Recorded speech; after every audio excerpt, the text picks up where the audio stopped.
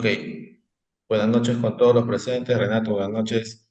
Bueno, darle primero las gracias a todos por estar presentes ahora en la charla con el tema importante, incremento patrimonial no justificado y cambios en depreciación de activos. Hoy estará a cargo del doctor Renato Semillano Itaiza, profesional en Derecho de la Universidad de Lima, con grado en tributación avanzada por la misma Casa de estudios en expedición tributaria financiera por la Universidad de SA, especialización de planeamiento tributario en la Universidad UPC y mucha experiencia en consultorías tributarias, procedimientos y fiscalización, ¿no? También en lo que es tributación internacional, precio de transferencia y la aplicación de los convenios para evitar la doble imposición. Debería estar a cargo del tema a desarrollar, un tema muy importante y seguramente ya en los casos prácticos también que se va a ver, pues, se va a ampliar un poco el tema de hoy, ¿no? Renato, te doy el pase para que continúes. Tu audio, Renato. Buenas noches, Hilton. Buenas noches con todos. Gracias, Hilton, por la generosa presentación. Bien, como bien dijo Hilton, vamos hoy a tocar tres temas en especial. Los principales que son el tema de incremento patrimonial no justificado, perfil de cumplimiento, temas muy hoy en día en boga, en boca de todos quienes nos dedicamos al tema de tributario, asuntos fiscales. Y no solamente porque tiene una relevancia desde el punto de vista de aquellos que realizamos consultoría, planificación fiscal, vemos temas de fiscalizaciones o algún procedimiento con SUNAT, sino también porque esto es importante y tiene mucha relevancia para temas de las personas, no solo jurídicas, sino también naturales, a efectos de que estos temas que estamos tratando hoy en día, que vamos a tratar, eh, son muy importantes, ¿no? Tienen mucha incidencia a nivel de personas naturales el tema de incremento patrimonial injustificado y a nivel de personas jurídicas el perfil de cumplimiento, ¿no? Adicional a estos dos temas que les vengo comentando, vamos a ver un tema también importante que es el tema de la depreciación de activos. Desde el 2023-2024 hay nuevas tasas para el tema de edificaciones y construcciones y también de vehículos eléctricos, ¿no? Ha habido una modificación considerable. Les voy a pedir que por favor que en el momento que ustedes consideren necesario me pueden interrumpir por si tienen alguna duda o aclaración o si tienen algún caso que podamos validar o poder darlo aquí que sea materia de análisis por parte no solo de mi parte, sino también de ustedes. Creo que eso va a hacer que se enriquezca esta intervención de parte de mí y también de ustedes, ¿no? Bien, sin mayor alcance que el que ya les acabo de dar, vamos a iniciar con el primer tema, que es el incremento patrimonial no justificado. Por favor, Hilton, ayúdame con las diapositivas.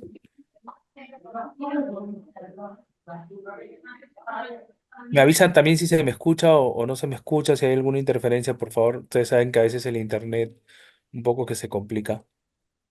Vamos, Hilton, porfa. Un ratito, Renato, que tengo un problema ahí con el Sí, sistema. claro, claro, no hay problema. Perfecto, muchas gracias. Gracias, Daniela.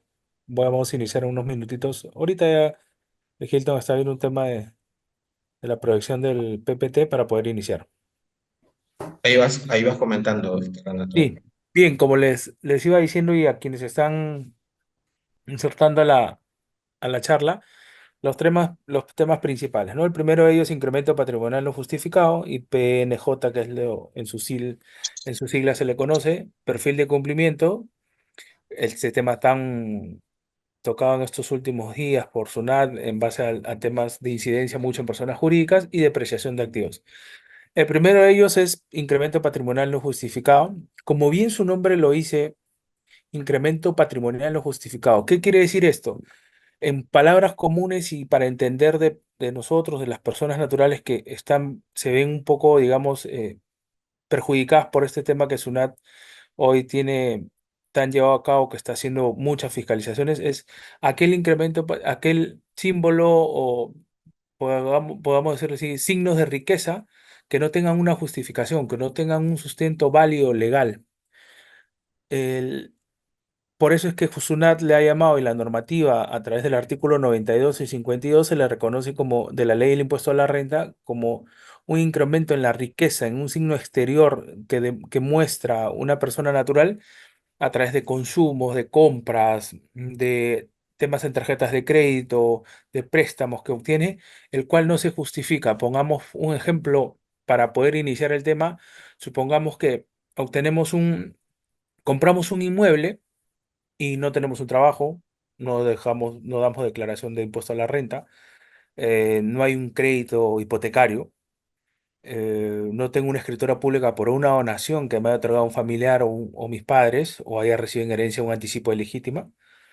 Eh, ¿A qué va esto? A que cualquier signo de que yo quiera exteriorizar un símbolo de riqueza debe estar totalmente justificado. Debo contar con un contrato de compraventa en este caso. Debo contar con un trato, dependiendo del tema, puedo contar con un crédito hipotecario o un préstamo que haya obtenido de una tercera persona.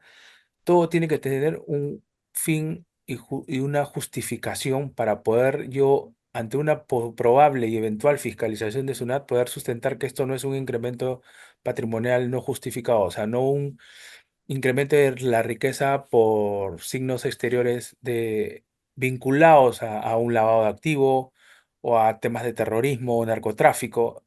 Cosas como este es lo que SUNAT nos exige, ¿no? Por favor, la siguiente, Hilton. La siguiente todavía. Todavía la siguiente. Bien, como le decía, el incremento patrimonial no justificado su base legal está en el artículo 92, ¿no? ¿Qué nos quiere decir el artículo 92 del impuesto de la ley del impuesto a la renta? El incremento patrimonial determinará tomando en cuenta, entre otros, los signos, como les decía, ¿no? Signos exteriores de riqueza, la variación patrimonial, es decir, hoy cuento con dos activos, como pueden ser inmuebles y vehículos, y de la nada o a partir del año siguiente ya no tengo dos vehículos, sino seis, siete, y tengo que demostrar cómo adquirí, cuál fue el origen del dinero, no, el anterior, ese está bien, el origen del dinero para poder obtener esa variación patrimonial, ¿no? La adquisición y transferencia de bienes, las inversiones que puedo hacer a través de fondos mutuos o ahorros a plazo fijo, los mismos depósitos en entidades del sistema financiero o extranjero, los consumos, como lo decía, que muchas veces se hacen a través de tarjetas de crédito, ¿no? Entonces por ahí SUNAT puede diagnosticar, no diagnosticar, sino detectar que hay un signo exterior de riqueza a través de consumos, ¿no? Y los gastos que se efectúan en un ejercicio fiscalizado, ¿no? Entonces, también señala la misma norma que a los efectos antes mencionados, es decir, estos signos exteriores de riqueza, no se van a considerar los depósitos de en cuentas de entidades del sistema financiero extranjero que correspondan a operaciones entre terceros, siempre que, como bien les he venido diciendo, el origen o procedencia de tales depósitos estén debidamente sustentados y la información vinculada a esto se declara SUNAT. Por ejemplo, yo soy una persona natural, soy abogado y genero asesorías por los cuales emito mis recibos por honorarios bajo el régimen de cuarta categoría y tengo ingresos a través de mis depósitos en bancos. Supongamos que en el año emití recibos por un valor de 100.000 soles. Sin embargo, de una revisión en mis estados de cuenta, no tengo 100.000 soles, sino 200.000, ¿no? Entonces, lo que yo tengo que hacer, que ese exceso que no tengo sustentado, es decir, que no lo declaré, tengo que, ante SUNAT, indicarle cuál es el motivo, el origen o la razón de ese exceso. Puede ser que no emití recibos por honorarios y me pagaron el- la consultoría o el servicio legal que ofrecí y, y tenga que rectificar mi DJ y hacerlo ante SUNAT e indicarle que no debí tributar por 100 sino por 200. Sin embargo, lo que te dice SUNAT la ley del impuesto a la renta, en este segundo párrafo, es que si estos depósitos están debidamente justificados, es decir, yo sí recibí 200 y efectivamente al hacer una comparación, SUNAT en una eventual fiscalización indica que sí, yo declaré 200, no hay ningún problema. No pueden justificar o no pueden indicar que estamos ante un incremento patrimonial no justificado, ¿no? Y SUNAT en una eventual fiscalización va a validar a través del ITF y de los estados de cuenta bancarios que te otorgan este ITF que salta a la vista o gatilla cuando hay transferencias a las cuentas, si es que realmente yo declaré el monto que efectivamente tengo en mis cuentas. Ahora, ustedes me pueden preguntar, y como les he dicho, sin ninguna duda, por favor, si necesitan interrumpirme, háganlo. ¿Qué pasa si de esos 200 efectivamente 100 sí los declaré y efectivamente 100 son por un trabajo que yo hago mes a mes y por los cuales yo giro mi recibo? ¿Qué pasa si estos 100.000 adicional que para SUNAT no están declarados y efectivamente no los declaré porque no son rentas de trabajo, son un préstamo de una persona natural, no una entidad financiera, porque finalmente la entidad financiera lo va a declarar y hay un contrato de por medio? En estos casos del día a día que vemos muchas veces que personas naturales se dedican. Entonces, ¿qué es lo que nos pide SUNAT? Justifícame que esto en realidad es lo que tú indicas. Y la único medio que puedo justificar yo un préstamo, así sea con una persona natural, es un contrato que debe estar debidamente con firmas legalizadas. Porque de lo contrario podría indicar SUNAT que esto se debe a una renta cuarta o quizás una renta quinta, que muy raro sería porque tendría que estar en un plame declarado por rentas de quinta. Sin embargo, siempre SUNAT va a hacer pedir la prueba diabólica, ¿no? Demuéstrame el cargo la carga de la prueba va a estar siempre el contribuyente, ¿no? Va a ser quien tiene la obligación de demostrar, oye, SUNAT, sí, estos 100.000 soles fueron un préstamo de la persona X, aquí está el contrato, aquí están los depósitos, aquí está el pago de intereses incluso, ¿no? Entonces, siempre que tengamos un adicional, por llamarlo así, un exceso en nuestras cuentas, SUNAT puede a través del ITF detectar un supuesto indicio de incremento patrimonial no justificado porque en su base de datos no encuentra que estén declarados, ya sea a través de una renta cuarta o quinta. No hay un tema en tarjetas de crédito porque eh, hace un cruce de información con terceros y las declaraciones de créditos están debidamente declaradas, vale la redundancia, por las entidades financieras. No tiene una compra de un inmueble o una venta, ¿no? Porque puede ser también que ese dinero justifique por una venta, entonces tengo que contar con la debida escritura pública, ¿no? Con la inscripción en registros públicos. Ese tipo de operaciones o situaciones eh, tienen que quedarse en el momento. O sea, tengo que contar con la información adecuada y sustentatoria, lo que muchas veces los llamamos en fiscalización un file defense, una defensa, un expediente de defensa que acredite que cualquier operación que yo he hecho tenga sustento económico y sustento documentario, sobre todo, ¿no? Me dicen aquí siempre que el contrato legalizado en la fecha del préstamo. No hay norma que te indique que debe ser un contrato con firmas legalizadas, pero sí te da un tema de fecha cierta, porque puedes probarlo no solo con el contrato, sino con la fecha de la constancia de depósito en el caso que haya una devolución o pago de intereses igual. Pero siempre es bueno tener un contrato. Si es con firmas legalizadas, mucho mejor, ¿no? Pero no es que la norma te lo exija y no hay norma alguna que te indique legalizado sí o sí, pero es recomendable frente a SUNAT en las fiscalizaciones muchas veces que realiza que tengas el contrato con firmas legalizadas. Muy aparte de cualquier otra documentación que justifique y que pueda demostrar la realidad o, como le llamamos en otros casos, un tema de fehaciencia, de demostrar que la operación se ha dado y que esto se debe a tal cosa, ¿no? Dije que es un préstamo, bueno, ok, tengo el contrato, tengo comunicaciones, no sé si es un tema con una persona jurídica o una persona natural, un correo electrónico, los vouchers de pago, el voucher de pago de intereses, ese tipo de documentación que permita justificar la acción o el acto que has realizado, ¿no? La siguiente, por favor, Hilton.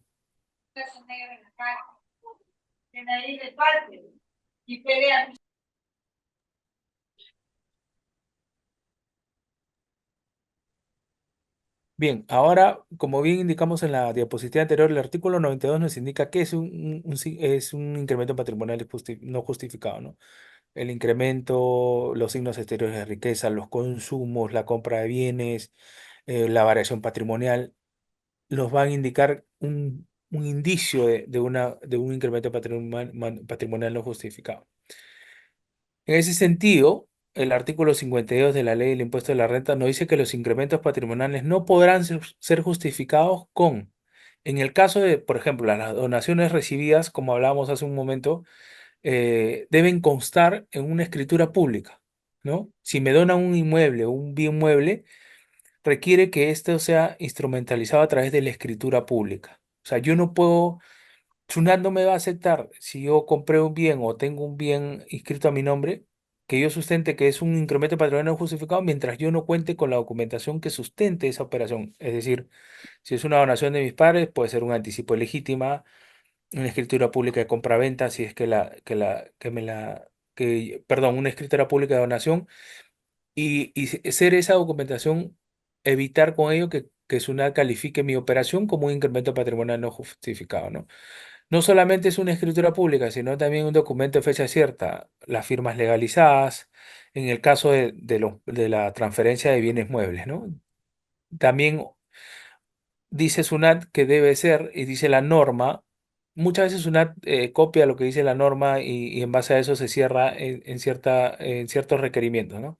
Cualquier documento que acredite de manera fehaciente la donación recibida, ¿no? En el caso tratándose de bienes muebles que hayan sido recibidos con acción de bodas o acontecimientos similares o cuyo valor no supere el 25% de la UIT. Esto sí ya nos parece un poco jalado de los pelos porque ponemos, por ejemplo, el caso muy típico, ¿no? Bodas, por ejemplo, en la ciudad como ciudades como Huancayo, donde te regalan frigiders, terrenos, departamentos, carros, animales. Entonces, ¿qué quiere decir esto? Que voy a tener que tener un contrato, es un poco jalado de los pelos, ¿no?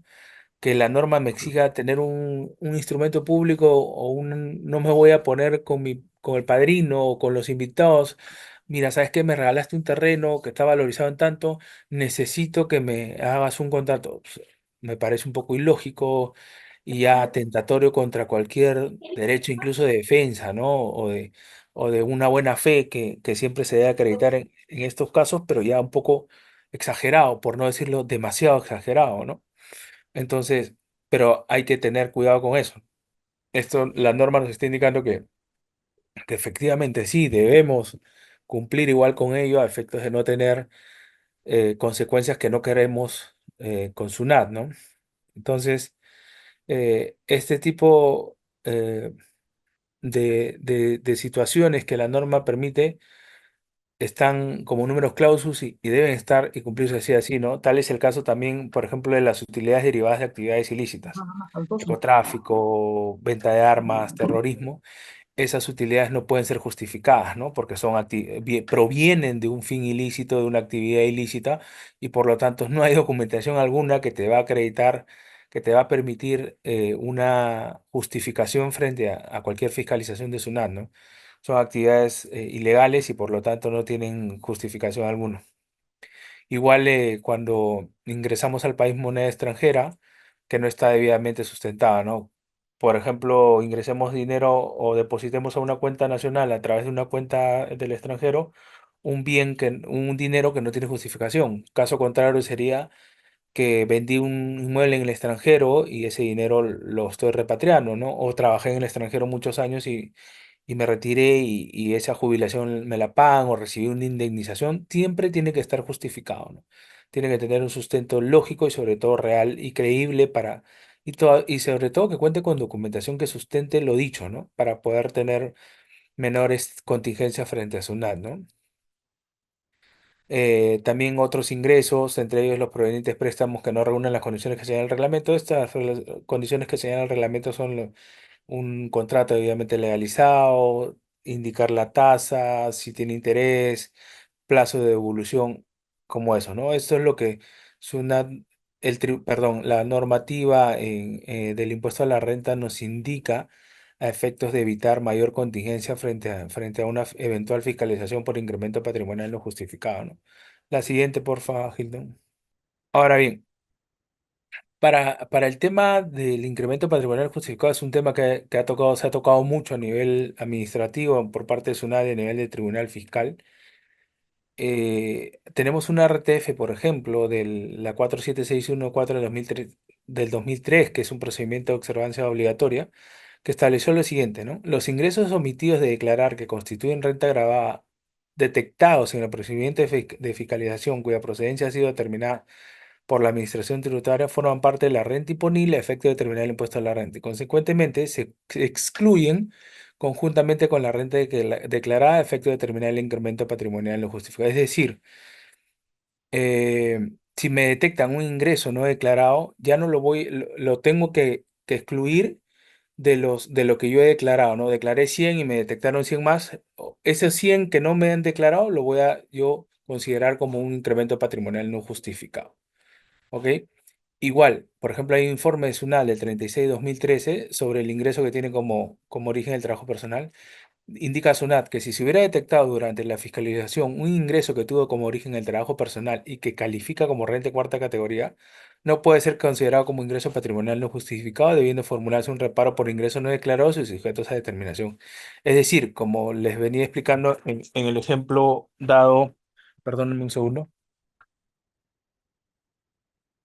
ejemplo dado en mi caso, ¿no? Que me dedico a la consultoría tributaria como abogado que soy y SUNAT me detecta un ingreso que no declaré, pero este ingreso, sí, luego un análisis realizado por SUNAT, se determina que está vinculado a un ingreso personal, vinculado a trabajo, ¿no? Es decir, a rentas de cuarta. Entonces, SUNAT no puede eso considerarlo como una renta, como un incremento patrimonial no justificado, sino lo va a acumular a mi renta de trabajo porque proviene de un trabajo personal. No puede tomarlo como incremento patrimonial no justificado. ¿Ya? Hay incluso, para ir un poco más adhiriendo o avanzando en el tema del incremento patrimonial no justificado, último, hace una semana fue publicada una RTF del Tribunal Fiscal vinculada a la formalidad que se debe cumplir en el anticipo de legítima. Como sabemos, y bueno, y para quienes no sepan, bueno, un poco más de detalle, el anticipo de legítima es el adelanto de herencia de una persona natural o una sociedad conyugal a sus hijos, ¿no? Entonces, yo le adelanto a mis hijos un bien, la herencia o dinero, ¿qué ha dicho, cómo se ha pronunciado el Tribunal Fiscal a través de la resolución 6762-12-2023? Establece que los anticipos de legítima serán considerados como incremento patrimonial no justificado en la medida que no cuenten con escritura pública u otro documento fehaciente o cuando si existía tal documento, este haya sido suscrito después de la fecha de transferencia. ¿Qué nos está diciendo esto el Tribunal Fiscal? La minuta de anticipo de legítima por sí sola no es un documento que constituya prueba idónea para sustentar el ingreso monetario.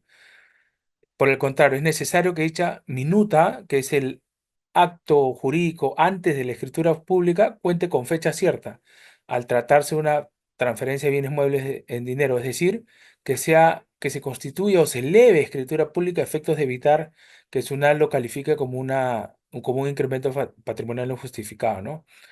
En línea con ello, el Tribunal Fiscal establece que la fecha cierta de la minuta del anticipo de legítima no puede ser de una fecha posterior a la recepción de la liberalidad otorgada, es decir, previo a la entrega del inmueble, pongámonos, o de un dinero, mi minuta o contrato debe ser previo, antes de, no puede tener una fecha cierta, no puede ser elevada escritura después de que me entreguen el inmueble o el dinero. Tiene que ser mucho antes, ¿no? Para yo poder, digamos, tener posesión de ese inmueble. ¿Qué nos deja esto como conclusión? Que las donaciones, anticipos de legítima y otras liberalidades recibidas únicamente van a desvirtuar un incremento patrimonial no justificado en la medida que cumplan con las formalidades, ¿no? Deben constar en escritura pública tratándose de la donación de bienes inmuebles o muebles cuya transferencia requiera este dicho instrumento, ¿no? Y que debe ser suscrita antes de la transferencia. Deben constar también en documentos de fecha cierta, tratándose de donación de bienes muebles distintos a los bienes inmuebles, o cualquier otra documentación que acredite la donación de manera fehaciente siempre que éste sea suscrito antes de la transferencia. ¿Qué nos ha dicho SUNAT con esto? Y es más o menos sienta posición en base a lo que venimos conversando ya desde que hemos iniciado esta charla, ¿no? Yo para justificar ante SUNAT que no tengo un incremento patrimonial no justificado, debo contar con la documentación que acredite fehacientemente, ya sea una transferencia inmueble, transferencia de muebles, un préstamo de dinero o cualquier situación que valide o signifique un signo exterior de riqueza debe tener como sustento, debo arroparme yo mismo, quien recibo la donación o el ingreso del dinero, de forma tal que la documentación que yo obtenga o tenga de parte de la otra parte sustente esta operación. De lo contrario, SUNAT puede calificarlo como un incremento patrimonial no justificado, ¿no? Pero ahora bien, hemos hablado un poco del tema en personas naturales, donaciones, liberalidades, actos que pudieran incidir o dar indicios de un incremento patrimonial. Pero ¿qué sucede también en muchos casos de, por ejemplo, yo he podido ver en la práctica temas de gerentes o representantes legales que son funcionarios de determinadas empresas y a veces las empresas están en cobranza, no tienen cuentas bancarias de determinada moneda para poder utilizar el tipo de cambio, X motivos, se decide trasladar el dinero o hacer depósitos a cuenta del gerente, supongamos, ¿no? Para pagar proveedores, para pagar servicios, para determinados temas. ¿Qué pasa con el gerente cuando llega una notificación de SUNAT en la que le indica, tú me has declarado, entiendo yo que tú estás en quinta y ganas 50.000 soles al año, pero tienes ingresos por 200.000, es decir, tienes 150.000 que no sé a qué se deben? SUNAT lo que te indica mayormente en sus requerimientos son depósitos del extranjero, depósitos acá del Perú, a qué se deben, dime el origen, el destino y justifícame esos 150.000 soles. ¿Qué pasa muchas veces? Lo que deben estar preparados los gerentes y tanto las empresas es que tengan el sustento que pueda aprobar SUNAT a efectos de que no quepa duda, de que no cabe ninguna duda de que ese dinero no pertenece a un ingreso por pago mayor de haberes o dinero ilícito, sino que se debe a que la causa justificante es: yo soy el gerente general, me ingresa dinero a mí por parte de la empresa porque la empresa no puede pagar, porque tiene las cuentas bloqueadas, porque no utiliza, el banco le cobra un mayor tipo de cambio para temas en pagos en moneda extranjera, o, o muchas veces tener el sustento necesario, ¿no? Porque muchas veces los gerentes, sí, no, deposita a mí, yo le pago al proveedor. No, deposita a mí por esto. No, a veces desconocen por desconocimiento de la norma y ellos creen que no hay ningún problema, pero al final el problema no es tanto para la empresa, sino para el gerente que tiene que ver después tener sustento, ¿no? Cómo justificar ante SUNAT este tipo de ingresos o depósitos que están en su cuenta. Acuérdense que en SUNAT por el ITF gatilla este tipo de operaciones, ¿no? Muchas veces también, y esto causa a veces zozobra en la gente, en las personas, en los contribuyentes, y yo recibo el dinero y lo deposito a otra cuenta. Entonces, muchas veces SUNAT, por el ITF, no sabe a qué se dedica. Acordémonos que SUNAT no tiene acceso a nuestras cuentas, ¿no? A nuestras cuentas bancarias, pero sí por el ITF, eh, sí puede gatillar o puede detectar alguna transferencia. Entonces, muchas veces también acordémonos que hay transferencias entre cuentas, de una cuenta a otra cuenta, o puede ser que recibo depósitos de personales de un familiar. eh, hay casos en los que SUNAT y el Tribunal Fiscal ha visto que se le depositaba al hijo, a uno de los hijos de una señora que tenía cuatro hijos y todos los hijos, el único hijo que está en Perú recibía el dinero de sus hermanos para los gastos de su mamá, de manutención, vivienda, pago alquiler, y tuvo que justificar, y para eso los hermanos tuvieron que mandar una declaración jurada, indicando que su hermana era la única, que el único que veía a sus demás, a su madre, a la madre de ellos cuatro, ¿no? Entonces, siempre hay que tener cuidado con eso, ¿no? Por aquí nos hacen una pregunta. A ver, déjame ver. ¿Qué sucede si yo no muestro signo de recaída? Si no tengo bienes ni propiedades, sin embargo hay dinero que he percibido de préstamos que no han sido contra la fecha cierta, y también ingresos por algunas juntas que hago con amigos. Dinero que se balance una bajo qué tasa me podría hacer tributar. Las tasas por las que SUNAT te puede hacer tributar las considera como rentas de cuarto, es decir, como rentas netas de trabajo, ¿no? En las tasas progresivas de 8, 14, 17, 20 y 30, de acuerdo al ingreso al que obtengas. Esos son los que SUNAT mayormente califica para este tipo del incremento. Ahora habría que ver Hay métodos que utiliza SUNAT también para ver el desbalance y en base a eso poder indicar cuál es el incremento y poder aplicarlo, ¿no? Pero las tasas sí son las tasas progresivas de las rentas de trabajo, ¿no? Y efectivamente, sí, debería haber un contrato mutuo dinerario entre la empresa y el gerente y de estar registrado en caja los importes. Sí, es que muchas veces no sé si sería un mutuo, porque no es que estás haciéndole un préstamo a la empresa, ¿no? Por ejemplo, muchas veces en la práctica lo que se utiliza son contratos de depósito, es decir, la empresa a veces le deposita al gerente para que el gerente haga pagos. Entonces el gerente se obliga, lo que hacemos muchas veces en las prácticas es un acta en la que se acuerde que el gerente va a hacer los pagos por los motivos que se tienen a efectos de que la empresa no puede suplir esos pagos. Por ejemplo, si está bloqueada la cuenta o tiene solo cuenta en soles y el pago tiene que ser en dólares y le va a perjudicar el tipo de cambio. Entonces, se hacen actas donde se acuerden que el gerente va a recibir el dinero y que está obligado a ese mismo dinero pagarle al proveedor tal, ¿no? Igual contratos que también de depósito, confirma siempre buscar que sean legalizados para efectos de tener un tema de fecha cierta. Entonces, esos tipos de situaciones, de elementos probatorios, que lo llamamos, en cual la carga de la prueba está siempre en cabeza del contribuyente, son necesarios para evitar un incremento patrimonial no justificado, ¿no? Hilton, la siguiente, porfa.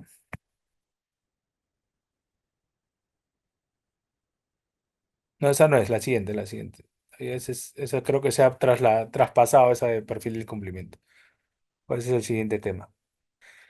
Aquí tenemos tres casitos que SUNAT los hemos sacado de SUNAT, ahí está la fuente SUNAT, en los cuales nos indica más o menos cuál es el camino que SUNAT está siguiendo, ¿no? Por ejemplo, este es el caso del señor Raúl Ríos, de profesión médico, que durante el 2023 ha tenido distintos ingresos, ¿no? Ha sido trabajador dependiente de un hospital, ha recibido una suma de 180.000 soles. Igual manera ha girado recibos por honorarios por un monto de 50.000 soles, ha dictado una conferencia en el Ecuador, ha realizado un aporte de capital a la empresa por 30.000 soles, la empresa Z. eh,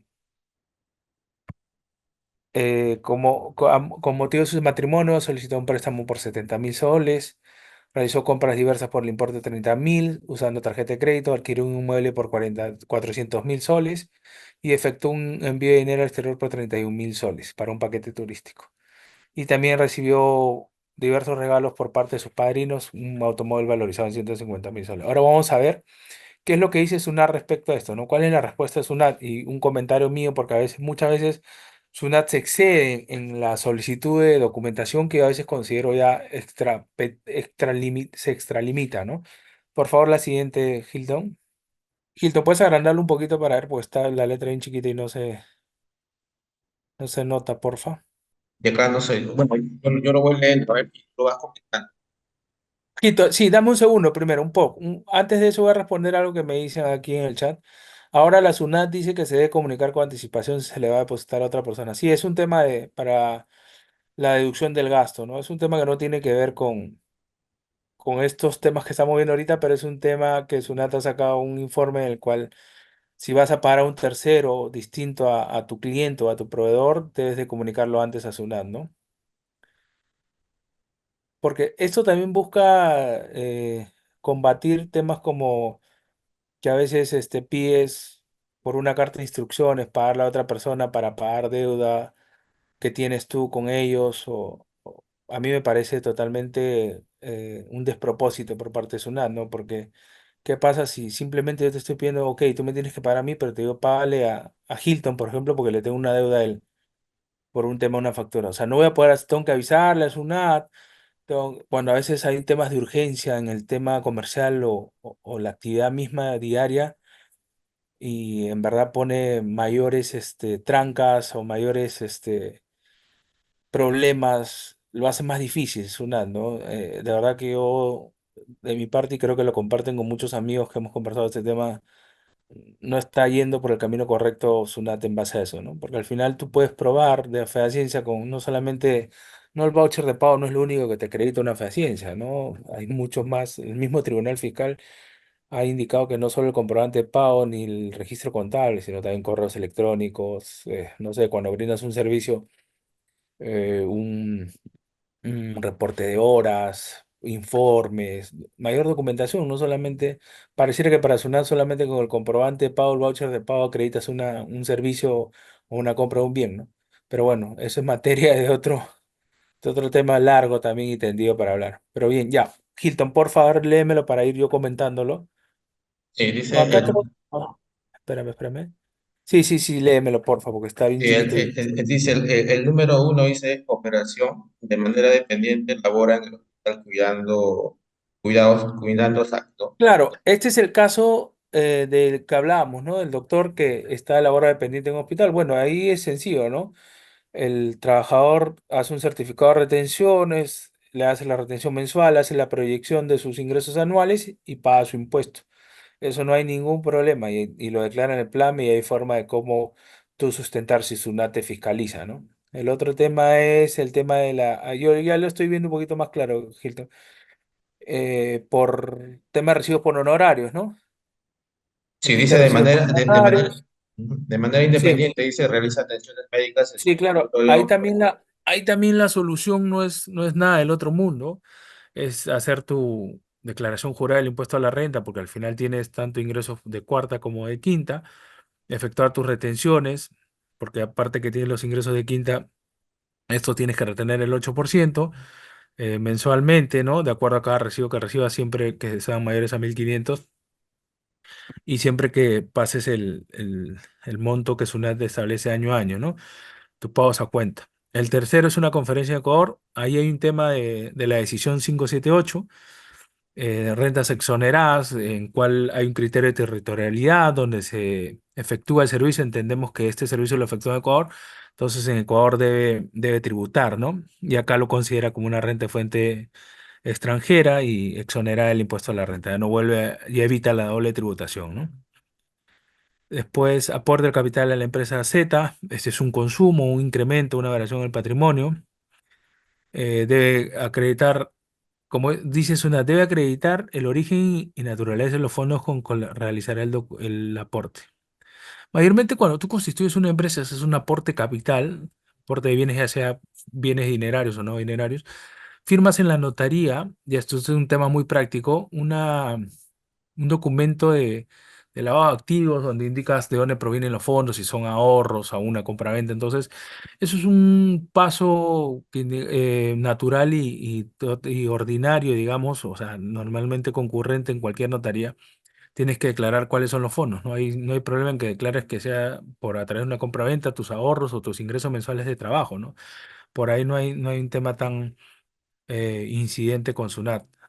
Ahora, préstamos bancarios. Bueno, la empresa del sistema financiero es quien se encarga de retener y declarar el ITF. Ahí es donde nace y tiene sustento la operación y tiene conocimiento SUNAT, ¿no? Muy aparte que firmas por ahí no hay un tema muy resaltante porque trabajas con entidades financieras que están pegadas a la norma y tienen cumplen el aspecto legal de manera completa, ¿no? El uso de tarjetas de crédito también, ahí no hay un tema muy resaltante porque exiges tu comprobante, tu factura, te vienen tus estados de cuenta, el banco emite tu estado de cuenta, tus consumos y eso no es un tema de mayor incidencia. En el caso de una compra de un inmueble, igualito, al igual que cuando inicias una empresa y aportas un capital, aquí a la compra de un inmueble te van a exigir cuál es el origen de los fondos. Bueno, ya sabemos que en este caso el doctor no solamente estar bajo renta quinta en un hospital, sino también gira recibos por honorarios, ¿no? Y hace conferencias no solo a nivel nacional, sino en el extranjero.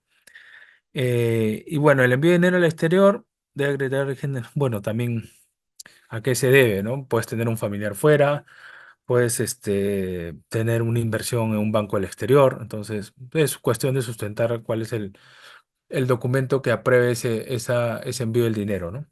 El siguiente caso, por favor, Hilton. Vamos con el siguiente caso, es SUNAT. Ya, este es un caso más corto, digamos.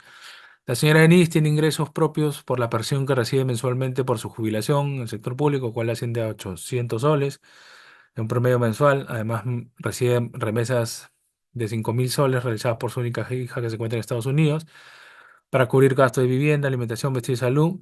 ¿Qué consideraciones debe tener para sustentar los ingresos obtenidos?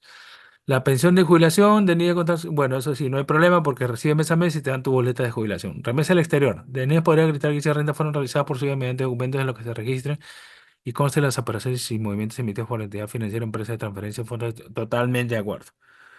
¿Ya? Ahora, respecto a la declaración jurada por los envíos de dinero, si bien es cierto, como le comenté hace unos minutos, lo he visto en la práctica hacerlo para que SUNAT no, digamos, no siga observando. Me parece una total despropósito que tenga que mi hija enviarme una declaración jurada indicando que sí son mis envíos cuando ya tengo la transferencia bancaria, ¿no? Donde sale el nombre de mi hija y sale que es para mi mamá, sale mi nombre, me estoy poniendo en el caso de la señora Denise, y que además cualquier auditor simple, llano y común va a poder eh, validar que con 800 soles mensuales muy pocas personas viven, más si tienes que pagar alquiler, alimentación, vivienda y vives sola, ¿no? Entonces, yo creo que la declaración jurada, si bien es cierto, se recomienda hacerlo para evitar no suspicacias, sino para evitar mayores problemas con ciudad, es un despropósito, ¿no? Suficiente para mí sería con el voucher bancario, la transferencia o el giro que recibes en el Banco de la Nación o en una entidad como Western Union, ese tipo de situaciones, ¿no? Entonces, ¿para qué más? Pero bueno, a veces UNAD, como les vengo diciendo, se extralimita, ¿no? La siguiente, por favor. El caso 3 es de Daniel, un joven universitario de 21 años que recibe ingresos mensuales en su cuenta por 4.000 soles. Dichos importes son realizados por sus padres para que viven en otra ciudad para cubrir presión, gasto, alquiler. Aquí también, que también discuto el tema aquí que vamos a ver ahorita. Yo entiendo que los estados de cuenta son suficientes para mí y las boletas de pago de la universidad para indicar que, oye, mi papá me deposita para... Si tengo el contrato de alquiler a nombre de mi papá, ok, yo lo pago el voucher de depósito al dueño. Pero, por ejemplo, aquí hablan opcional, dice, ¿no? SUNAT, carta de compromiso de manutención, donde se ha visto que padre y su hijo firman, salvo que tengas un tema prejudicial ya ha venido desde mucho antes, en el cual a veces sean los casos padres separados o tengas que cumplir ciertas obligaciones, en caso de pensión, alimentos, pero lo normal es que yo vivo con mi padre y no le voy a estar firmando un documento a mi papá donde se obliga a pagarme la mensualidad, cuando estoy, o sea, la actividad diaria normal, incluso muchas veces no le depositan a los hijos, sino directamente los padres pagan la pensión. Entonces son situaciones que son ya llega a la exageración, que coincidimos muchas personas que vemos temas tributarios que ya Sunat se extralimita, ¿no? Y hay casos incluso que tienen sentencias del Tribunal Constitucional donde en fiscalizaciones ha visto que Sunat llega a violar derecho en la intimidad, ¿no? Un caso muy famoso con el Tribunal Constitucional donde Sunat le decía, te fuiste de viaje a España, indícame con quién fuiste, el nombre del hotel, con qué persona fuiste, cuánto te costó tu bolsa, o sea, cosas ya inauditas. Entonces siempre hay que tener el sustento no solo documentario, sino legal también para evitar que Sunat muchas veces se extralimite con estos temas, ¿no? Son temas que pasan en el día a día, que nos pasa a cualquier persona, porque son temas a personas naturales mayormente. Ya para concluir este tema, esta parte de la charla, pasa en el día a día, ¿no? Hoy yo soy gerente de una empresa y no sé, le bloquearon la cuenta a la empresa, me depositaron a mí y le pagué a un proveedor. Viene SUNAT y dice, oye, tú recibes 100 y acá hay 120, esos 20 que son, bueno, hay que explicarle a SUNAT, como les digo, siempre tienen que tener un documento que sustente esa operación que se ha realizado, el porqué, la razón, pueden ser actas de acuerdo, pueden ser contratos, pueden ser correos, y infinidad de documentación que pueda permitir que la operación es fehaciente, es real y cuál es su debido sustento, ¿no? ¿Cuál es su origen? ¿Cuál es su finalidad? Sobre todo eso. Si tienen alguna duda, alguna consulta, por favor, pueden hacerlo respecto a este tema que ahorita estamos viendo de incremento patrimonial no justificado, ¿no? Lo que sí les quiero agregar, hay mucha jurisprudencia del Tribunal Fiscal, sobre todo en casos en los cuales no se consideran incrementos patrimonial no justificado, ¿no? O que se consideran incremento patrimonial justificado. Sobre todo, hay mucha incidencia por parte del Tribunal Fiscal cuando no se cumple con cierta información, ¿no? Cuando no se cumple con el sustento o por temas a veces muchos vinculados a temas ilegales, a lavado de activos, a temas ilícitos, ¿no? Pero hay también que tener mucho cuidado con sustentar este tipo de operaciones, porque nos podemos ver perjudicados muchas veces En el caso de los matrimonios, ¿no? Como les decía hace unos minutos, me regalaron, había un casito ahorita, 150.000 soles de un matrimonio, mis padrinos, un departamento, supongamos. Entonces tengo que, si bien es cierto, cuando vendes un departamento, ya, te lo ponen a tu nombre, pero tengo que tener un contrato en el que indica que mi padrino me está regalando, me está dando en donación el departamento, ¿no? O me está donando un carro, me está donando una determinada cantidad de dinero. Entonces, si bien es cierto, nos puede parecer tonto y cansado, debemos hacerlo, ¿no? Para evitar este tipo de problemas frente a SUNAT. Si no tienen alguna duda o consulta, paso al siguiente tema, que es el famoso perfiles de cumplimiento. Perfil de cumplimiento. Renato, una consulta. En el caso de la sustentación, los contratos, creo que comentaste que tienen que ser antes de la operación. Claro, supongamos que mañana mañana te van a hacer el depósito, tienes que tener el contrato previamente, ¿no?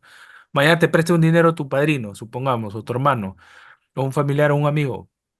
Antes que te haga el depósito, primero contar con el contrato y tenerlo legalizado. Todos la sustentación, digamos, el contrato, o el escrito o el acta, todo tiene que estar legalizado. El acta no, ¿ah? El acta no te piden una legalización, pero el contrato, los contratos mayormente sí. Bueno, si son si requieren escritura pública por un tema como el 52, cuando es una transferencia de bienes, que sí requieren escritura pública, te van a regalar un departamento o un anticipo legítima, como es la donación, eso sí tiene que ser por escritura pública, ¿no? Pero si es un ¿Y, préstamo, es un y, contrato. qué pasa si, por ejemplo, yo ya hice ya las operaciones, ¿no? Por ejemplo, lo hice en el 2023. Ahora me detecta SUNAT, me dice, ¿sabes qué? Mira, hemos encontrado estas inconsistencias o estos montos mayores a los que tú percibes, sustenta. ¿Qué se hace en Claro, ese caso? igual, yo creería que es totalmente discutible frente a SUNAT y el Tribunal Fiscal. Si bien es cierto, el Tribunal Fiscal, la SUNAT indican que debe ser con fecha anterior, yo me iría incluso hasta el Poder Judicial a indicar que tengo el sustento dentro del ejercicio, ¿no? Y que tengo la documentación que sustente esa operación.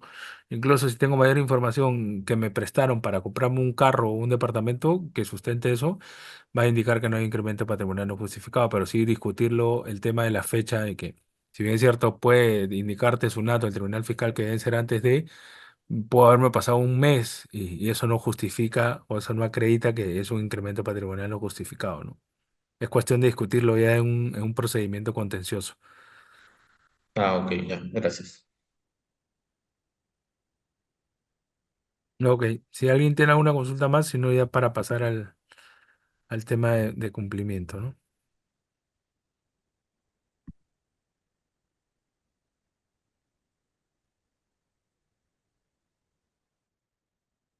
Mm, no, no, me dicen, este incremento no justificado puede afectar. No, porque ¿a qué te refieres con que si puede afectar acciones que tienes en una empresa? Podría ser un poquito más claro, eres socio, sí. No, lo que hace el que detecten o determinen un incremento patrimonial no justificado es lo que tienes que pagar el impuesto que debiste pagar. Eso es lo que hace, pero no va a afectar el tema de tus acciones que tengas en una determinada empresa. No, para nada. Lo que va a hacer es que tú cumplas con el impuesto que has omitido, que no has pagado. De nada. Porfa, Hilton, bajo la siguiente, el perfil de cumplimiento. El famoso perfil de cumplimiento que en esta semana SUNAT ha sacado resoluciones. Hilton, antes había un tema normativo anterior, antes, ajá, ahí la I7. Bien, SUNAT ha iniciado el proceso pues de asignación de las calificaciones de los famosos perfiles de cumplimiento, los que tienen una naturaleza en realidad informativa, ¿ya? Porque esto reemplaza al régimen de buenos contribuyentes. Esta asignación de un determinado perfil está basada en el historial, digamos, y comportamiento. Es como en el tema crediticio que tenemos en Infocor, las personas naturales o las empresas. Ahora SUNAT viene aquí a catalogar o a calificar a los contribuyentes en determinados perfiles, ¿no? Desde A hasta la E. Ahorita vamos a ir con ellos. Pero esto tiene un desarrollo normativo, ¿no? En marzo del 2024, incluso viene de diciembre del 2023, ¿no? pero en el marzo del 2024 se publica el decreto legislativo regulando la calificación y el perfil de cumplimiento, y ahora último en mayo, SUNAT a través de la actualización de su portal añade el apartado de perfil de cumplimiento iniciando con la calificación de prueba, la cual aún no genera efectos, ¿ah? Estamos en una marcha blanca, lo que ahora ha sido publicado en un diario de economía. Estamos en una marcha blanca donde según SUNAT, según sus cálculos o según sus informes, su data, hay un aproximado de 317.000 contribuyentes que están en peligro, digamos, llamarlo así. Pero vamos a ver cómo se califican este perfil de cumplimiento para poder entenderlo un poquito mejor. Hilton, la siguiente, la slide 12, 13 creo que es. Sí, el 13. Bien, como le decía, ¿no? Previa a ver los tipos o categorías de perfiles de cumplimiento, eh, lo que busca SUNAT con esta calificación es incentivar el cumplimiento voluntario respecto de las obligaciones tributarias, ¿no?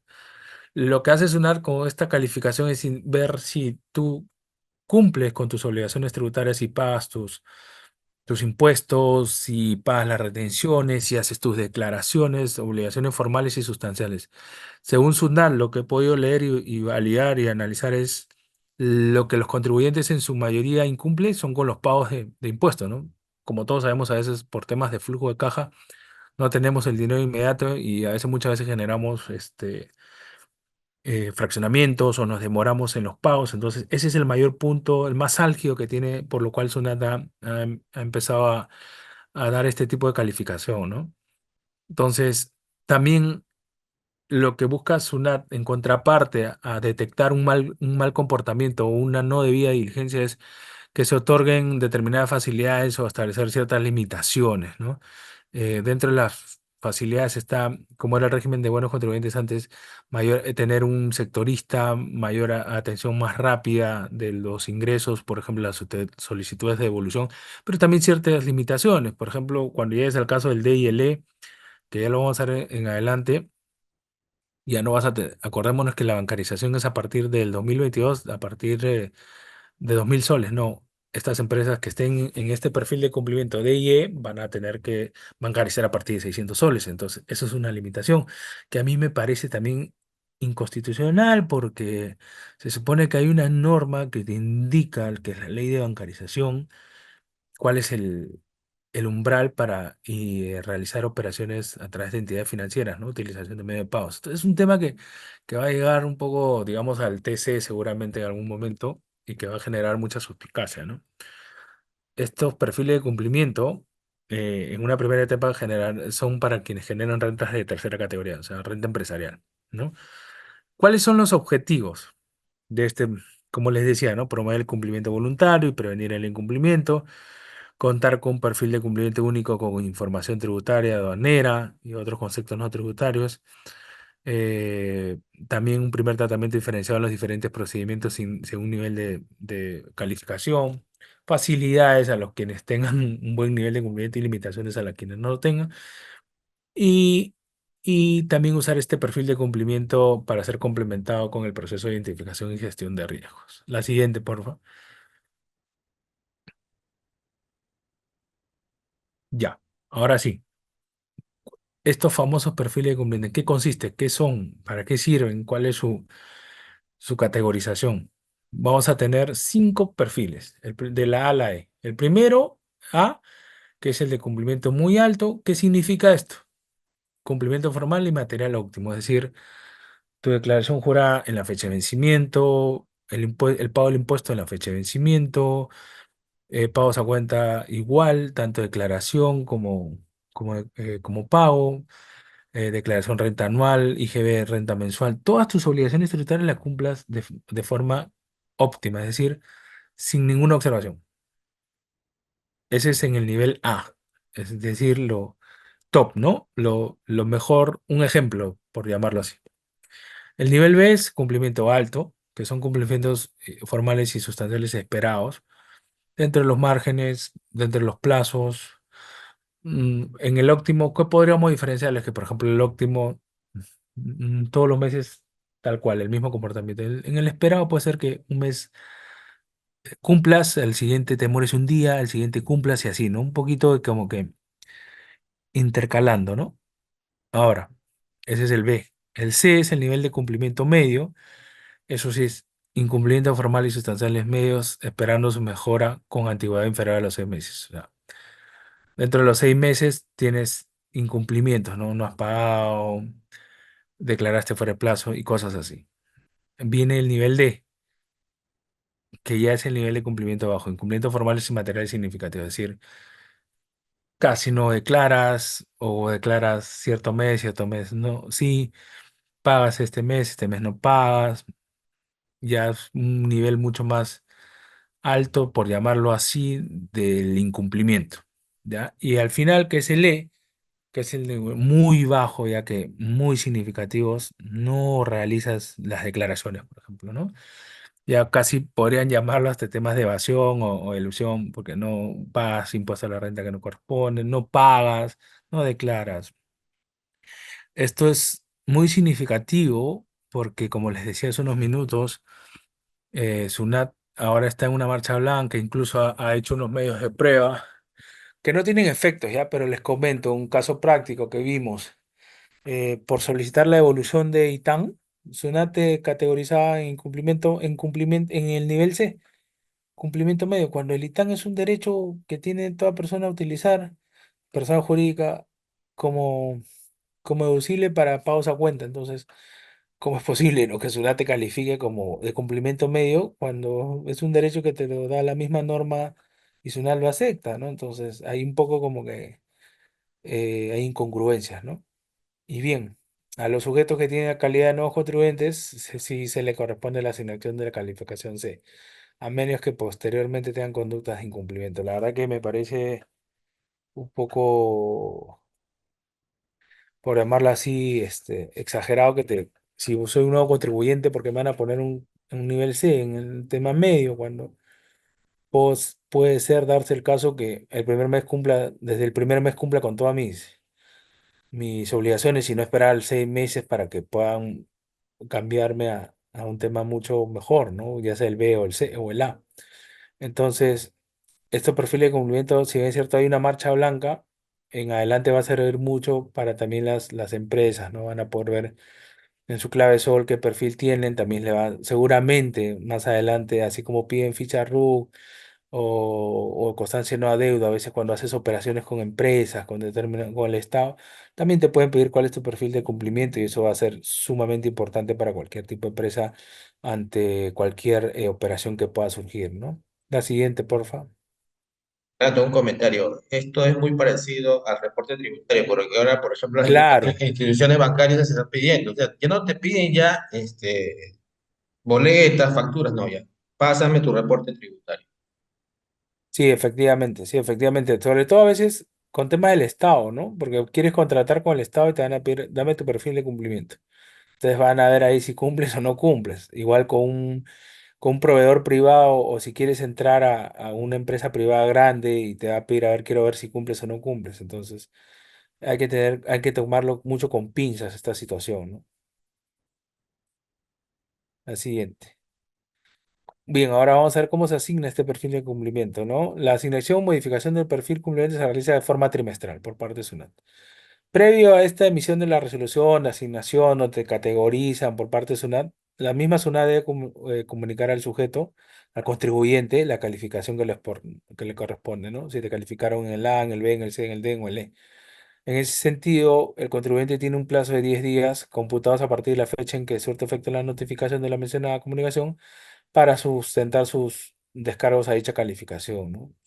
Entendemos que si te califican en el A, en el B, no vas a generar ningún descargo, ¿no? Salvo que si te califiquen en C, D y E y tú consideras que no debe ser así, ¿no? Entonces, este periodo de evaluación, ¿cómo se asigna? ¿Cómo se realiza? Se realiza a través de una evaluación de 12 meses, ¿no? Para cual se considera los 12 meses anteriores al mes que se comunica al sujeto el perfil de cumplimiento, ¿no? Para tal efecto se toman en cuenta meses calendario completos, ni bien se le califica, como decíamos, hace unos segundos, se tienen 10 días hábiles, ¿no? Para ver si estás de acuerdo o no, si consideras debes hacer un descargo a dicha calificación, ¿no? Si en caso consideras tú que no estás de acuerdo en la calificación, te dieron una calificación C, D o E, eh, tienes esos 10 días. Luego de ello, el plazo máximo para que SUNAT notifique la resolución con la asignación del perfil es de 30 días, contados a partir del día siguiente, a partir del vencimiento de los 10 días hábiles que tienes tú para tu descargo, ¿no? Hay que tomar en cuenta que la impugnación de las resoluciones que asignan el perfil de cumplimiento se rigen por la Ley de Procedimiento Administrativo General.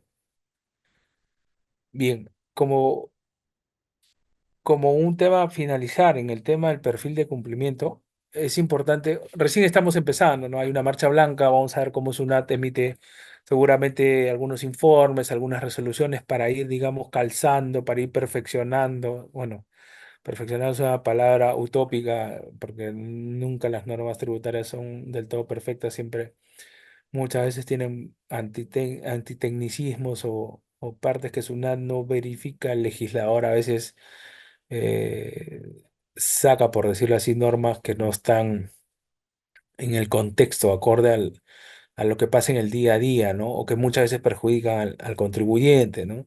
En vez de buscar ampliar la base tributaria, cada vez el embudo lo hace más chico, ¿no? Lo cierra más y los que cumplen son los que siguen asumiendo el tema impositivo en el Perú, ¿no? Pero esperemos que esta vez una actúe de una mejor manera y ayude al contribuyente, ¿no? A formalizarse, a cumplir con sus obligaciones tributarias, tanto sustanciales como formales, y que no asuste al contribuyente, ¿no? Creo que eso es importante para cualquiera, aquel que busca generar renta, mantener una renta, un negocio, generar una nueva actividad.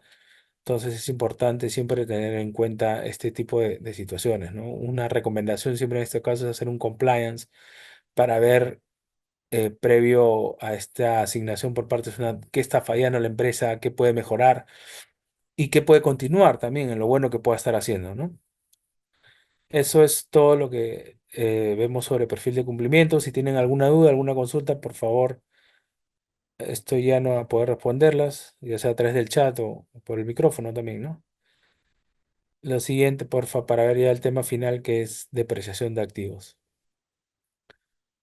Este tema es un poco corto porque netamente está vinculado a las tasas de depreciación. Acordémonos que antes del 2023 las edificaciones y construcciones se depreciaban a un 5% anual.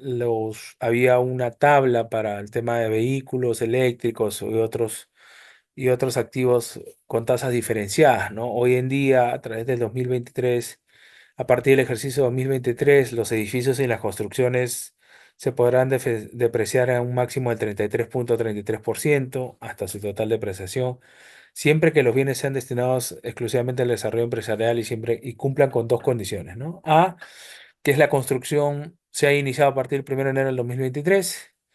Tengan en cuenta que se entiende como inicio en la construcción el momento en que se otorgue la licencia de construcción u otro documento que establezca el reglamento. Y B, que hasta el 31 de diciembre la construcción tenga un avance de obra por lo menos al 80%. Tratándose de construcciones que no han sido concluidas hasta el 31 de diciembre de 2024, se presume que el avance de obra a dicha fecha es menor al 80%, salvo que el contribuyente pruebe lo contrario. Es decir, tenemos un lapso, ¿no? Del 1 de enero del 2023 al 31 de diciembre del 2024, debo haber iniciado la construcción y haber avanzado por lo menos un 80%. De lo contrario, no me voy a poder utilizar esta tasa de depreciación del 33.33%. O sea, nos han dado la norma a los legisladores un lapso de 2 años, un periodo de 2 años para poder, digamos, con ese periodo de 2 años sustentar que yo me puedo tomar una depreciación mayor, ¿no? De lo contrario, voy a seguir tomándome el anterior, que era el 5%. Eso es un tema en realidad, digamos, de golpe o de shock a la economía, porque te permite mayor deducibilidad de impuestos, mayor obtención de caja, mayor dinero en el bolsillo de los contribuyentes, dado la situación económica que ha venido a menos en estos años después del COVID.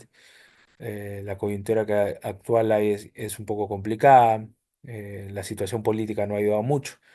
Entonces, esto es un tema muy, muy considerado para también buscar que haya mayor inversión, no solo pública y privada, sino también, perdón, no solo privada, sino también pública, ¿no? Porque con el inicio de obras que puedan hacer los privados o el sector público puedan eh, obtener una mejor tasa de depreciación, ¿no? Y ahora bien, por último, el tema de vehículos eléctricos, ¿no? Como también pasa con edificios y construcciones, a partir del 2023 los vehículos de transporte terrestre, excepto ferrocarriles, híbridos con motor de embolio y motor eléctrico, o eléctricos con motor eléctrico, adquiridos, tomen en cuenta este periodo entre 2023 y 2024, siempre que se afecten a rentas grabadas, se podrán depreciar aplicando su valor del porcentaje anual de depreciación, un máximo de 50% total hasta su total depreciación. Es decir, en 2 años puedes depreciar la totalidad del vehículo, ¿no? Antes hablábamos de tasas mucho menores. Es una ventaja, es un tema de situación también que a la par de edificios y construcciones, busca también incentivar el gasto en el sector privado, ¿no? Sobre todo en la inversión, para obtener no solo una mayor tasa de depreciación, sino también indirectamente mayor consumo, mayor puestos de trabajo. Eso es un tema a nivel ya gubernamental, de gobierno nacional, que busca En teoría incentivar deberían estar actualizados, pero ciertos temas, la verdad ¿no? es que siempre Para temas poder muy antiguos.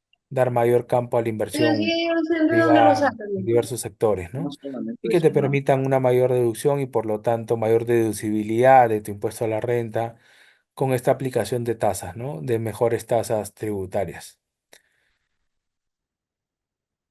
También hay que tomar en cuenta que estos periodos 2023 y 2024 ya ahora acaban y deben tomarse en consideración y hacer un análisis por parte de las empresas si van a efectuar algún tema de adquisición de vehículos eléctricos y en caso hayan efectuado alguna edificación de ya sea edificios o inmuebles, si estas al 31 de diciembre ya estando próximo tienen un avance del 80%, ¿no? De lo contrario, si en caso han tomado la tasa de 33,33, van a tener que hacer una rectificatoria por el 2023 y también por el 2024 o ya no tomarlo, ¿no? Porque hay que cumplir con estos dos requisitos en el caso de edificios y construcciones. Eso sería todo. Antes, Hilton, un favor, ¿podemos ir al tema de incremento patrimonial justificado? Quería comentarles un temita que se me había pasado, la verdad. Bien, como le decía, este tema es muy importante y como les di un ejemplo de los casos de los gerentes o personal administrativo, dirección, administración que reciben ingresos ah, por parte de las empresas, este, es importante tener en cuenta que hay casos, he visto casos en los que la SUNAT a veces, de un caso en particular les voy a comentar con la prudencia del caso, en el cual una persona que había vivido muchos años en el extranjero vino al Perú a residir al Perú después de años y trajo todo el dinero que había, digamos, obtenido fuera y la SUNAT, en el momento que hace la transferencia, la SUNAT te hace muchas veces una fija por el ITF indicando si es renta de fuente extranjera, ¿no? En este caso, otra vez SUNAT pidiendo documentación ya extralimitándose. eh, Le había solicitado que le pase a qué se debía, cuál era el origen, ¿no? Y es cuál era el origen de esos ingresos, de esas transferencias y lo que le habíamos pasado como información es el certificado de trabajo, ¿no? Pero de este caso el contribuyente fuera, sin embargo, SUNAT no se quedó contento con eso, sino también pidió si había habido una inversión, si había comprado bienes allá o había vendido, o sea, situación que no le correspondía. Recordemos que en esos periodos era un contribuyente no domiciliado, no estaba obligado, no generaba renta de fuente peruana. Entonces no estaba obligado a presentar ese tipo de información, ¿no? Sin embargo, en aras de la transparencia y la buena fe, se le presentó, como les digo, la constancia de trabajo, el pago de sus beneficios, de su jubilación. Sin embargo, Sunat no se quedó con eso, ¿no? Como que le dimos pie podamos tomarlo hasta como un error, a que SUNAT indique, ahora indícame si has hecho inversiones, y bueno, ahí ya tuvimos que dejar por sentado y a rajatabla indicar que el señor no era un domiciliado en esos momentos, no correspondía que SUNAT, que tribute en el Perú, ¿no? Pues una quería inducir que debía haber tributado en sus años, pero no era un domiciliado. Entonces, siempre en estos casos de incremento patrimonial no justificado, hay que tener nuevamente, como les digo y les recalco, es importantísimo tener el sustento, ¿no? Porque SUNAT muchas veces considera que esos ingresos, ya de por sí que uno tiene hoy día en día, todo es el dinero tiene una trazabilidad a través de depósitos, de cheques, de giros, que cree que ya considera que cualquier ingreso ya es un incremento patrimonial no justificado, no una omisión de renta. Entonces, es importante no tener siempre una operación debidamente con un file documentario, ¿no? Porque es vital para efectos de evitar contingencias con SUNAT. Otra recomendación también es, como el caso de los gerentes, es tener una cuenta aparte, ¿no? Muchas veces preferible, si sabes que la empresa va a tener problemas y que no puede y que va a utilizar tu cuenta, tener una cuenta de orden que le llama mayormente a nivel contable, pero también una cuenta bancaria adicional en la que solamente estén consignados tus depósitos que has recibido por parte de de la empresa para también justificar tu destino, ¿no? Porque si tú lo tienes solo en ese orden, tu estado de cuenta bancaria va a estar depósitos, tal, tal, tal, tal, ingreso de la empresa tal, y las salidas, ¿no? Puede ser retiros o transferencias a pago proveedores. Entonces tú vas a tener una trazabilidad, puede hacer ese match entre ingreso y salida a efectos de justificar el dinero y que SUNAT no considere que estos son ya sea un ingreso por rentas netas de trabajo o por un incremento patrimonial no justificado, ¿no? Con eso quería cerrar y indicarles el tema del incremento patrimonial justificado, los perfiles de cumplimiento. Estemos atentos a cualquier tema que vaya a salir seguramente de perfiles de cumplimiento, ya que es un tema nuevo y está en boga. Y si una viene generando algunas recomendaciones, algunos, como les decía hace un momento, hace unos días salieron algunos informes sobre la marcha blanca, eh, de estos contribuyentes que hoy en día están, este, digamos por decirlo así, con perfiles que puedan generar alguna eh, falta de cumplimiento, ¿no? O lo que en su significado es un incumplimiento ante sus obligaciones, tanto a nivel formal como sustancial, ¿no? Eso es todo de mi parte. No sé si Hilton tengas alguna duda, alguien de ustedes tenga alguna duda que podamos resolverla. En el chat creo, Renato, a ver, creo que hay unas consultas. No, sí, ya le respondí la de la norma de la depreciación, el tema del incremento justificado que tiene una empresa que no tiene ninguna relevancia, este, el tema de las juntas, de los contratos, que hay que tener siempre con fecha cierta. El tema de las juntas es un tema que se da mucho en provincias, por ejemplo, ¿no? O en sectores no tan formales. Ahí hay que tener un tema de que mayormente las juntas se juegan en efectivo. Y corríjame si no es así, Julio Orellano, no es que tengas tanto la contingencia que te dan un depósito bancario, ¿no? Salvo que sean montos muy fuertes, ¿no?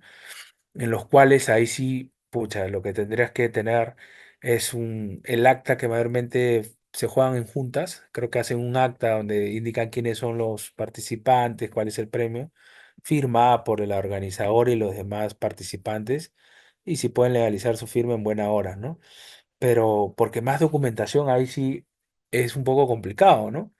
Entonces, ahí hay un tema que puede generar mucha, eh, digamos, arraigo con SUNAT a efectos de probar, ¿no? Pero sí, yo recomendaría tener un acta en la que se indica cuáles son las reglas de la junta, se firme por el organizador y los participantes, y si mejor aún si se tiene una firma legalizada, ¿no?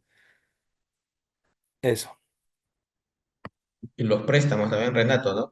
Ah, no, sí, los préstamos, Es eso. muy común, ¿no? Te doy ahorita 10.000, pero la otra semana me pagas 100 soles o 200 soles, o dependiendo de la tasa que acuerdes, ¿no?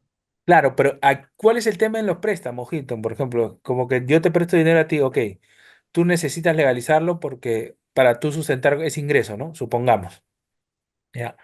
Ahora, tengamos en cuenta que también el préstamo siempre y cuando sea bancarizado, pues si no es bancarizado, bien difícil que SUNAT lo detecte, ¿no? Entonces, si supongamos es bancarizado, a ti normal, tú tienes un sustento de que me pagas a mí, de que has recibido dinero, pero yo es perjudicial a veces para el prestamista, ¿ah? Y dudo que te quiera firmar un contrato porque eso va a ir con SUNAT y SUNAT va a ir contra él y va a decir, ok, tú generas una actividad, ¿no? Casi empresarial, por lo mínimo que te puede decir es renta segunda, ganancia de capital, págame el impuesto a la renta sobre los intereses, porque mayormente te cobran intereses y altos. Entonces hay que tener ahí un poco de cuidado con que si cuando recibes un préstamo sea bancarizado o no, porque si es bancarizado SUNAT te detecta por ITF y como dice en la canción criolla, si no es bancarizado no creo que haya mucho inconveniente, ¿no? Pero hay que jugar ahí mucho, hilar fino, como se dice, ¿no? Mucho cuidado con eso. Ok. No sé si habrá alguna consulta de los participantes con respecto al tema que ha comentado ya Renato sobre el incremento patrimonial no justificado o el tema de las tasas de la depreciación. En todo caso, si no, bueno, pueden escribirnos al chat y ya yo le haré llegar al doctor Renato sus consultas, ¿no? Que es un tema, digamos, bueno, se da, digamos, en las operaciones del día, ¿no? Como comentó Renato, también el tema de los movimientos de dinero y todo eso. Es un tema amplio y digo, ¿no? Sí, Entonces, definitivamente sí. sí, pues sí. Bueno, te agradezco, Renato, por la charla y bueno, también a todos los que se han dado cita ahora a, a esta clase y bueno, estamos para apoyarlos en cualquier momento.